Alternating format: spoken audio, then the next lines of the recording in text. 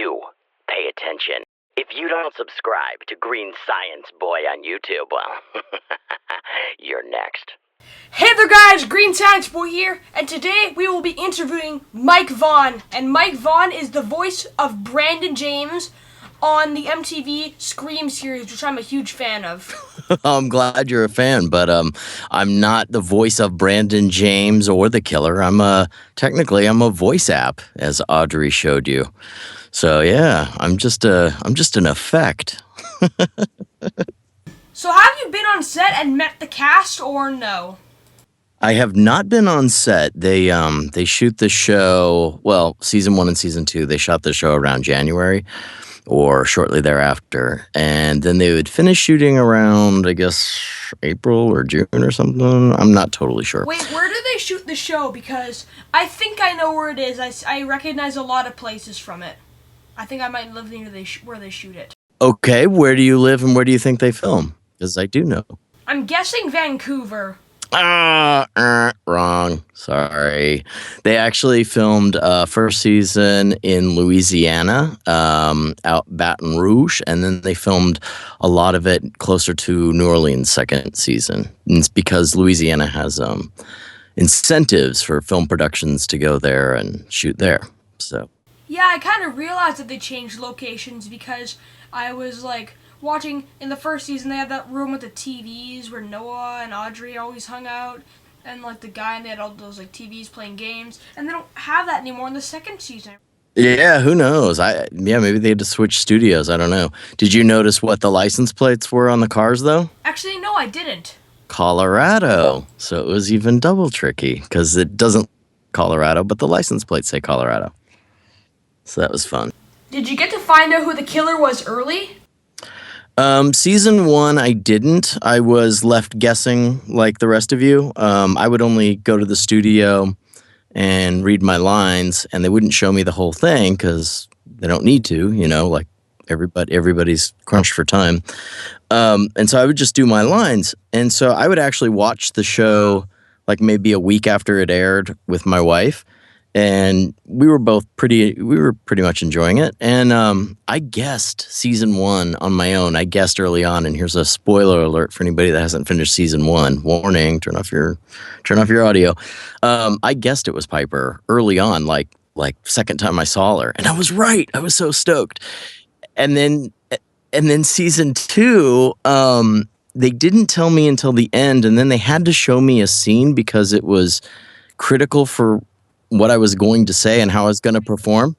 Huh? Hello, Kieran. Who told you could wear my mask? Well, yeah. And that was actually the very last line I did. But even before that, they showed me the scene. And I was so mad at them. I'm like, I didn't get it. And I didn't even guess correct. I wasn't even close when I guessed. I wasn't even close. I thought it was the therapist teacher. I thought it was her for sure. I guess the sheriff, because if you think about it, who would suspect the sheriff? Also, Thompson's probably killed the other sheriff, is what I was thinking, so he could have all the power, and then he couldn't be suspected for being involved in the murders. And that's why I think that the sheriff was going to be the killer, Stavros' dad. Yeah, that's a good guess. That's a good. I like how your mind works. That was good. But to finish answering your question, I never was on set. They bring me in after they're basically putting it together in the edit, and they show me the scene, and then they have a fake voice in there, and I replace that voice and I do my thing. And once in a while though, I got to meet the actors. I met the guy who plays Emma's dad, and I'm so sorry I'm spacing his name. He was super cool. I met Jake, played by Tom Madden. He was really cool. And then guess who I met on Monday for my very last scene for the special? Kieran. They introduced us to each other, and he was finishing his lines, and I was just going in to do mine for a Scream special that's coming up. Did you know there's 2 more episodes? Yeah, I heard about that. I was pretty excited from that. Oh, cool. Yeah. So I've already recorded and finished that. So that's a wrap. We're all done. How did you react to the reveal? Oh, you mean when they showed me second season reveal?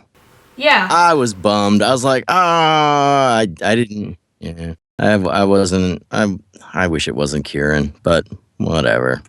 They had to do what they got to do. Who's it going to be for season 3 if there is a season 3? Yeah, I heard that it got renewed or something. Mhm. Is that true? Like, the show got renewed? Is that for the Halloween special? Or is that going to be something that's going to happen for season 3? I have not heard that it's renewed, and typically now here in LA or any show, they rarely ever tell you that a show's been picked up until like the very last second. Like nobody knows. Nobody knows anything. Our guess is that it's not going to continue on MTV. So who knows? But if Netflix picks it up, if Stars, whoever wants to pick it up, picks it up, great. I don't know if there's any buyers. I haven't heard anything. And in fact, I didn't even know I was the voice for season 2 until like, I don't know, a month before they needed me. Like that. Yeah, I have no idea. But I'm in the dark. I have to tell you, I audition for a lot of stuff and I don't get a lot of stuff, especially in voiceover. So you have to just keep going to bat. Like, do people recognize you on the street? Gosh, no, not at all. No, they barely know who I am when they're told who I am for voiceover, because it takes a certain special kind of fan who maybe plays games or watches Scream or whatever to even care. You know what I mean? So yeah, you don't. That's kind of the nice thing about voiceover is you don't get bugged at dinner or anything like that. But it's also the downside. It means you can't command more money with your agent if you're not recognizable. So it's what's funny is too the celebs here in LA. You see them, but nobody really bugs them. Like they actually don't get harassed too much. People just sort of go, whatever. Do you record in an MTV studio or do you record at home?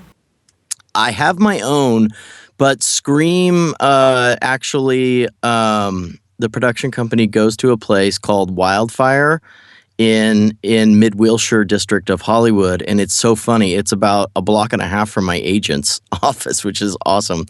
And I just pull up, do parking. I go in this really big room with a screen, and it's just me and a microphone in this giant room, and then they're in the glass booth behind me.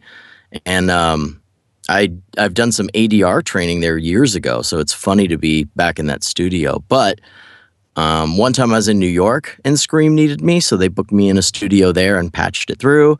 And most of my work comes from the studio I'm talking to you in now, which is my home studio. It's my converted attic. Yeah. So you have to be able to do both, and you have to, if you're going to do voiceover work, you have to be set up at home now. So that world has changed. Who's your favorite character on the show? That's a tough one. Let me think. I think season 1 I did like Piper the best. I do. Yeah, I would say Audrey. I think Audrey has a complexity that I like, and I'm impressed with Willa Fitzgerald's Emma's ability to keep going the way she does with her character. I think that's really good. Yeah, they're all great in their own right. But yeah, I think Bex Taylor, Claus? Thank you. caught my attention at least. But it was just a fun show to watch when we watched it. I always had to play catch up because we were always on tape delay with it. Took my wife and I a while to sit down and watch it. How did you react when you got the part? Shocked. I auditioned from home, and I had a scotch in me one night, and so I went up just to do it for fun, not to submit it. And I was like, I'm putting too much energy and too much hope into my auditions. I'm just gonna go up there. I'm gonna do one take. I'm not gonna care. I'm just gonna spit it out because I got a whiskey in me. So I'm like, whatever. So I go up in my booth and I just ran through the audition, which was the original Scream scene from the movie. They just wanted to see your take on it. They didn't want you to imitate Roger Jackson. They wanted you to do your own take on it, but still fit that world. So I just spit it out, went to bed. Next morning, I'm like, I got to redo that audition. Well, I'm just going to listen to what I did last night. I was like, screw it. I'm going to turn that in. I turned it in. My one of my agents at my agency knew the casting director, and the casting director knew me, and so they had a little conversation, and so I was kind of sold. He was like, "Just book Mike. He's got it. He's good." Da, da, da, da. So it was a number of things, and then I got a call and said they want you for Scream, and I said, "Great, when?" And they go, "In 2 months," and I go, "Call me in 2 months then." What is your favorite part about voicing the killer? Having when I have to think about what do I want from that person, and it's always a game, so it's a lot of toying with people and messing with people, and that's something you don't get to do in the real world. Like, I'm messing with somebody knowing that I'm gonna slice them open. That's sort of fun to do that fantasy, and so knowing that I'm messing with somebody is probably my favorite part of it.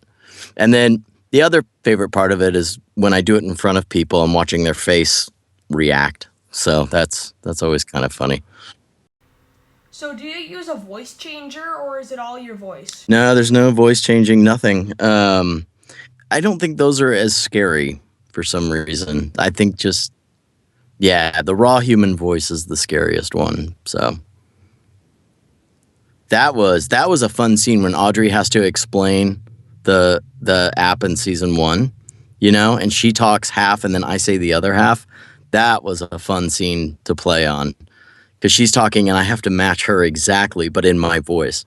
That was fun. Yes, I had to say her whole line. Like her, but in my voice, and that was really fun. Have you had previous experiences with MTV? Well, I don't really deal with MTV at all. They're just the ones that, I guess, for lack of a better word or process here, basically they're the ones that just sort of buy it and air it. The people I actually worked with are showrunners, and I'm totally spacing the name of the production company because I'm in and out so fast.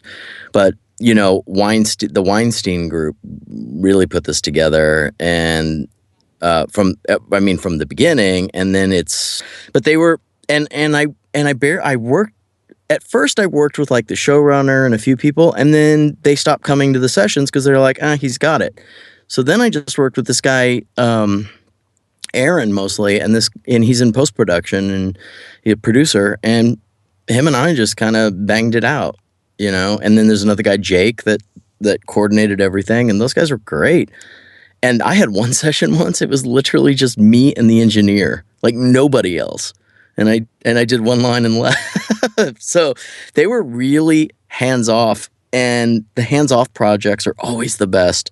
They're always the most fun, the most creative, and they always turn out the best. It's when there's 20 people in the room and everybody has an opinion, that's when the project just goes and doesn't turn out real well. But these guys were great. This was my favorite gig I've had in a long time, so this was great.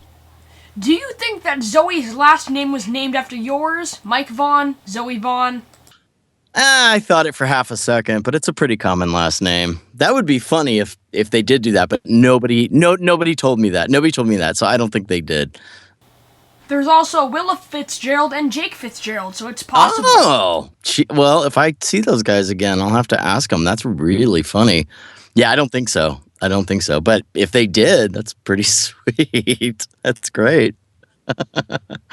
I don't think she spelled it the same way, though. I think she had an A-N, right? Yeah. No, I'm no A at the end. Just straight Vaughn. Very observant of you, young man. Very observant. Well, thanks for letting me interview on my channel. It's really an honor to have you. I was really happy when I found out it would work out, so just thank you. Hey, thanks for having me. All right, talk to you later.